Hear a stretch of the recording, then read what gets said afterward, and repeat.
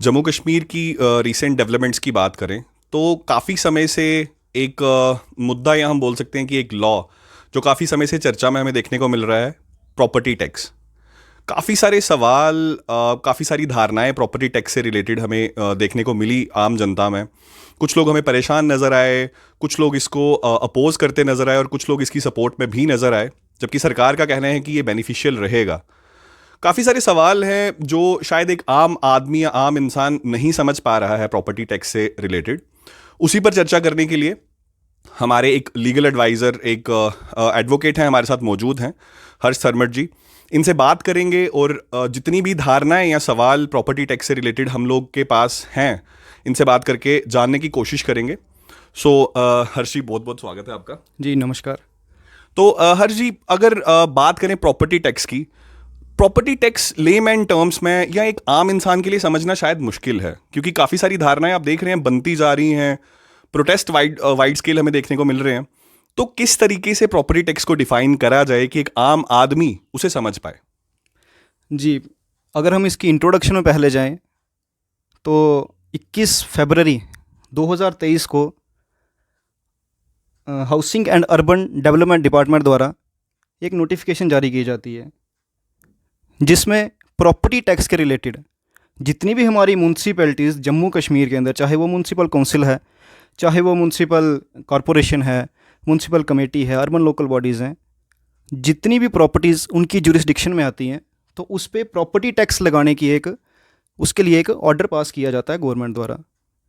और बहुत हैरानी की बात है कि बिना उस ऑर्डर के, उसको पढ़े हुए, उसको समझे हुए, बिना म्यूनसिपलिटी एक्ट में जो प्रॉपर्टी टैक्स के लिए जो डिफ़ाइन किया गया है उसको पढ़े हुए एक विचारधारा आ जाती है समाज में, हमारे जम्मू कश्मीर में, कि प्रॉपर्टी टैक्स के जो लोगों की हार्ड अर्न मनी से जो लोग प्रॉपर्टीज़ बनाई हुई हैं उस पर सरकार प्रॉपर्टी टैक्स लेने जा रही है, उस पर सरकार ये कर रही है, वो कर रही है। उसकी वजह से एक ऐसे डर का माहौल तैयार कर दिया जाता है।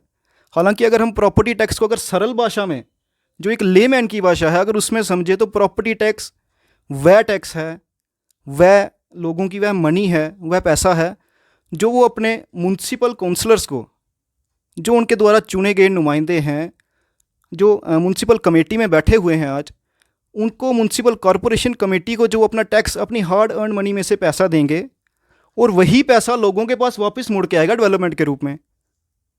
एक बहुत शॉकिंग फैक्ट एक सामने आया था कि जो रेवेन्यू जनरेट हो रहा है, जो म्यूनसिपल कमेटीज़ का, जो अर्बन लोकल बॉडीज़ का जो रेवेन्यू जनरेट हो रहा है, वो उनकी रिक्वायरमेंट के अकॉर्डिंग सिर्फ 15% है। और हम 15% से हम चाहते हैं कि हर एक डेवलपमेंट हो जाए, हमारी गलियाँ भी पक्की हो जाएं, हमारी नालियाँ भी साफ़ हो जाएं, हमारा शहर भी साफ़ सुथरा रहे, ब्यूटिफिकेशन हो जाए, स्ट्रीट लाइट्स लगें, हर चीज़ हो जाए।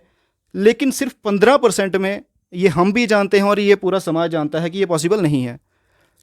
लोकल बॉडीज़ को स्ट्रेंथन अप करने के लिए, लोकल बॉडीज़ का रेवेन्यू जनरेट करने के लिए आज ये प्रॉपर्टी टैक्स का जो कंसेप्ट है वो J&K में लागू किया गया है। तो बहुत सिंपल सा है, हम पैसा दे रहे हैं किसके लिए? अपने लिए। हमारा पैसा है हमारी डेवलपमेंट के लिए, हम अपने चुने हुए नुमाइंदों को दे रहे हैं जो हमारी डेवलपमेंट करवाएंगे। उनके लिए भी बेनिफिशरी है और लोगों के लिए भी बेनिफिशरी है। ओके, तो दूसरी चीज़ जैसे देखने को हमें मिलता है कि काफ़ी सारी बार हमें देखने को मिलता है कि जितने भी डीडीसी मेंबर्स हैं या सरपंच हैं, आपने जैसे मेंशन किया कि काउंसलर्स हैं या कॉरपोरेटर्स हैं अर्बन एरियाज़ में, उनके पास भी काफ़ी फंड्स को रिलेटेड लेकर काफ़ी सारी प्रॉब्लम्स हमें देखने को मिलती थी। तो आपको लगता है कि प्रॉपर्टी टैक्स उन प्रॉब्लम्स को सॉल्व करेगा? जी, मैं पहले आपको एक बात बताऊं। एक धारणा समाज में, हमारे जम्मू कश्मीर में एक धारणा सबसे पहले आई कि जो प्रॉपर्टी टैक्स है पूरे जम्मू कश्मीर में जितनी भी प्रॉपर्टी है, चाहे वो शहर में है, चाहे गांव में है, कहीं भी है, उस पर वो प्रॉपर्टी टैक्स लगने जा रहा है। तो एक बात बिल्कुल क्लियर है कि प्रॉपर्टी टैक्स सिर्फ उन प्रॉपर्टीज़ पे लगेगा जो म्यूनसिपैलिटी की जुरिस्डिक्शन में है। जो म्यूनसिपैलिटी की जुरिस्डिक्शन के बाहर हैं, चाहे वो मकान है, चाहे वो ज़मीन है, चाहे वो किसी के खेत हैं, चाहे वो किसी की दुकानें हैं, उस पर कोई प्रॉपर्टी टैक्स नहीं लगने जा रहा।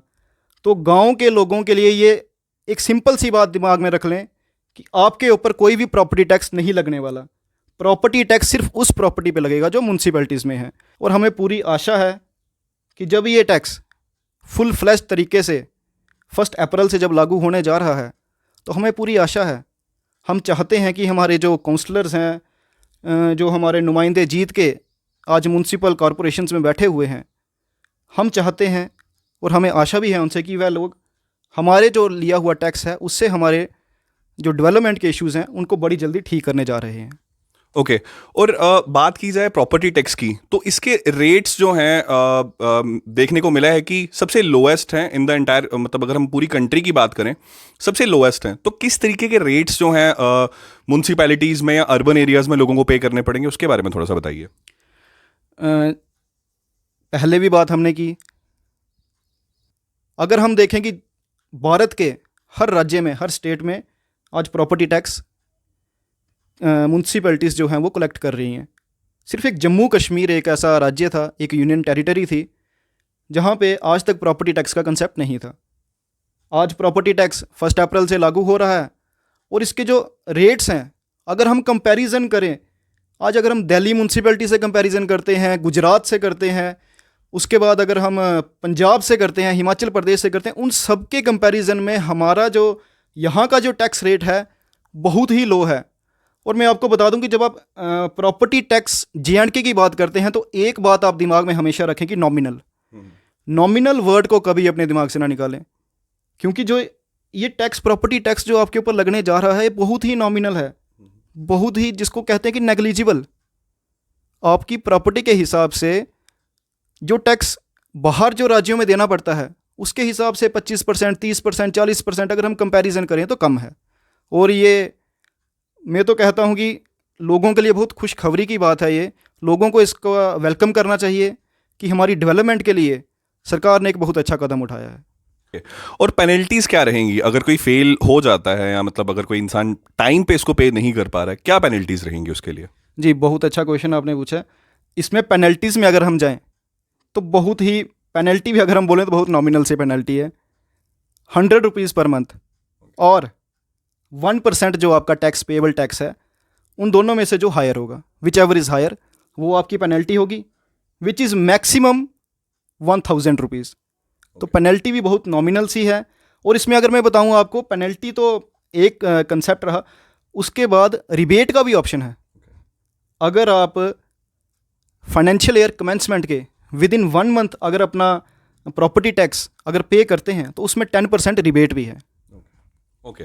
और एक और सवाल जो है, काफ़ी सारे लोग जो हैं उसको लेकर भी काफ़ी परेशान हैं कि जिस तरीके से टैक्स फाइल किया जाता था, तो चार्टर्ड अकाउंटेंट्स या कुछ इस तरीके के जितने भी लोग थे जिनको टैक्स की समझ है या जो फाइनेंशियली सर्विसेज को सपोर्ट करते हैं या मतलब लोगों तक अवेल करते हैं, उनके पास जाना पड़ता था। तो प्रॉपर्टी टैक्स को फाइल करने का प्रोसीजर क्या रहेगा? देखिए, प्रॉपर्टी टैक्स का कैलकुलेशन का जो रहा है, टैक्सेबल एनुअल वैल्यू की जो बात अभी पहले भी की हमने, तो उसमें 9 फैक्टर्स हैं, जिसमें आपका सबसे पहले म्यूनसिपैलिटी फैक्टर रहेगा कि आप म्यूनसिपल काउंसिल के अंदर आते हैं या म्यूनसिपल कमेटी के अंदर आते हैं, तो उसमें अलग अलग स्लैब्स में होगा। उसके बाद आपकी बिल्डिंग्स का, कि आपकी जो एज ऑफ बिल्डिंग है, बहुत इंपॉर्टेंट फैक्टर है ये, कि आपकी एज ऑफ बिल्डिंग कितनी आपकी एज है बिल्डिंग की। अगर पुरानी है, बिल्डिंग आपकी पुरानी है तो उतना कम टैक्स रहेगा, जितनी नई बिल्डिंग होगी तो ज़्यादा रहेगा। ज़्यादा इन द सेंस ये नहीं कि बहुत ज़्यादा, नॉमिनल ही होगा, लेकिन पुरानी बिल्डिंग से थोड़ा ज़्यादा होगा। उसके बाद आपकी टाइप ऑफ बिल्डिंग आ जाती है, कच्चा मकान है, पक्का मकान है। उसके बाद यूजेज क्या है बिल्डिंग की, क्या इंडस्ट्रियल पर्पसेस के लिए यूज़ कर रहे हो उसको, वो सब फैक्टर्स देख के उसके बाद जब प्रॉपर्टी टैक्स जब कैलकुलेट किया जाएगा, बहुत ही सिंपल है। उसको कोई भी इंसान जब इससे गो थ्रू होगा, इसके शेड्यूल्स में जो सब कुछ गिवन है, प्रॉपर्टी टैक्स के ऑर्डर में जो सब कुछ गिवन है, जब उससे गो थ्रू होता है, बहुत ही सिंपल है। और हमें जो टैक्स जो पे करना है वो म्यूनसिपैलिटी के अकाउंट में पे करना है। बहुत सिंपल है। उसके लिए कि आप बोलें कि हाँ, ज़रूर हेल्प ले सकते हैं, सीए की हेल्प ले सकते हैं आप। स्टार्टिंग में तो ह्यू एंड क्राई थोड़ा रहेगा, लेकिन जब लोगों को समझ आएगा, आज की जनरेशन बहुत फास्ट जनरेशन है, जब उनको समझ आएगा तो घर बैठे अपने फ़ोन से भी पे कर सकते हैं, जैसे कि बाकी राज्यों में पे किया जाता है। तो आपको लगता है कि सरकार को कुछ कैंपेन्स चलानी चाहिए कि जिस तरीके से ह्यू एंड क्राई मचा हुआ है, या हम ये बोल सकते हैं कि काफ़ी सारी अवेयरनेस की ज़रूरत है इस पे, या जैसे अभी आप ही ने बोला कि गो थ्रू करना पड़ेगा, तो शायद बहुत सारे लोग हमारी स्टेट में, हमारे यूटी में इलिटरेट हैं या नहीं पढ़ पाते हैं या नहीं इतने अच्छे तरीके से चीज़ों को ग्रास्प कर पाते हैं। तो आपको लगता है कि सरकार को कैंपेन्स चलाने की ज़रूरत है जिससे उन लोगों में एक सेंस आ जाए, एक समझ आ जाए कि किस तरीके से हम इजीली घर बैठे इस टैक्स को पे कर पाएं और इस टैक्स का बेनिफिट क्या है वो लोग समझ पाएं? जी, कहीं ना कहीं अगर आज ह्यू एंड क्राई जो मची हुई है, मैं ये भी नहीं कहूँगा मची हुई थी। पिछले 2-3 दिन से अगर आप देखें, 5-6 दिन टैक्स प्रॉपर्टी टैक्स को इंट्रोड्यूस हुए हैं अभी, और पिछले 2-3 दिन से जो लोगों में एक समझ है वो कहीं ना कहीं अब उसको लेके थोड़ी बहुत आ रही है। और इसमें गवर्नमेंट की कहीं ना कहीं एक लैकनेस कहेंगे, एक थोड़ी सी जो गवर्नमेंट की तरफ से रहा। अगर इसको इंट्रोड्यूस करने से पहले या इंट्रोड्यूस करने के साथ ही अगर एक अवेयरनेस प्रोग्राम चलाया जाता, एग्जैक्टली वही मैं आपसे कह रहा था। अगर एक अवेयरनेस प्रोग्राम चलाया जाता तो शायद लोगों को ये इसके लिए इतना बोलने की ज़रूरत नहीं पड़ती, लोग उसको खुले दिल से इसको वेलकम करते स्टेप का। कहीं ना कहीं कमी है। अब मैं देख रहा हूँ कि पिछले 2-3 दिन से बहुत सी जगह के डिप्टी कमिश्नर्स खुद आके इस पे डिबेट भी कर रहे हैं, प्रेस कॉन्फ्रेंसेस भी कर रहे हैं। लेकिन मेरे ख्याल से अगर कोई भी बेस्ट पर्सन जो इसको अच्छे से समझा सकता है लोगों के बीच में जाके, तो वो लोगों का नुमाइंदा है, जिसको चुन के उन्होंने म्युनिसिपल अथॉरिटीज़ में भेजा हुआ है। सबसे पहले अगर ट्रेनिंग अगर किसी को देने की ज़रूरत है तो वो म्युनिसिपल काउंसलर्स को है। और आज बहुत हैरानी की बात है कि काउंसलर्स ही इसका विरोध कर रहे हैं। सबसे बड़ी हैरानी की बात यह है, काउंसलर्स को आगे आके काउंसलर्स को ये समझना चाहिए कि इससे बेनिफिट सबसे ज़्यादा तो हमें हो रहा है। हम जीत के वहाँ पे गए हैं, हम लोगों से एक जो समझ लें कि जिसकी सबसे बड़ी बिल्डिंग है, जिसकी सबसे ज़्यादा प्रॉपर्टी है, वो सबसे ज़्यादा टैक्स दे रहा है। और एक गरीब जिसकी 1000 स्क्वायर फीट से कम है वो कुछ भी नहीं दे रहा। लेकिन जब डेवलपमेंट की बात आती है तो कलेक्टिव डेवलपमेंट हो रही है।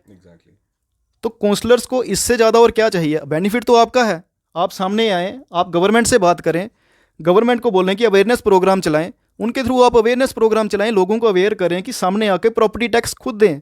आपको खुद साथ चल के उनको अवेयर करना चाहिए। तो कहीं ना कहीं एक लैकनेस है जिस पे मेरे को लगता है कि गवर्नमेंट अब काम कर रही है और बहुत फास्ट काम कर रही है। और आशा है कि ये स्टेप वेलकम स्टेप है और जम्मू कश्मीर का हर बाशिंदा इसको स्वीकार करेगा। कि अगर हम इसको डिफ़ाइन करें तो प्रॉपर्टी टैक्स लोगों का पैसा है, लोगों द्वारा पैसा है और लोगों के लिए पैसा है।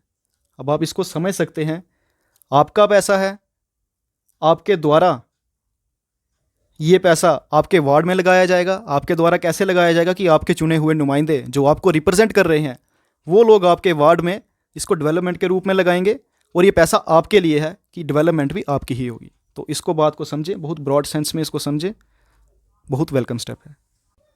तो ये थे एडवोकेट हर्ष थर्मट, जिनसे प्रॉपर्टी टैक्स के रिलेटेड जितने भी सवाल थे, जितनी भी धारणाएं थी, उनको समझने के लिए हमने बात की। और मुझे लगता है कि शायद कहीं ना कहीं कुछ हद तक वो लोगों के सवाल जो थे उनको हल कर पाए हैं या प्रॉपर्टी टैक्स के जो फ़ायदे हैं वो बता पाए हैं। सो एक कलेक्टिव एफर्ट की ज़रूरत है on the part of councillors, on the part of corporators और on the part of stakeholders, जितने भी लोग इस यूटी में रह रहे हैं, सो दैट एक कलेक्टिव एफर्ट जो है सरकार द्वारा चलाया गया है और इसे सपोर्ट किया जाए।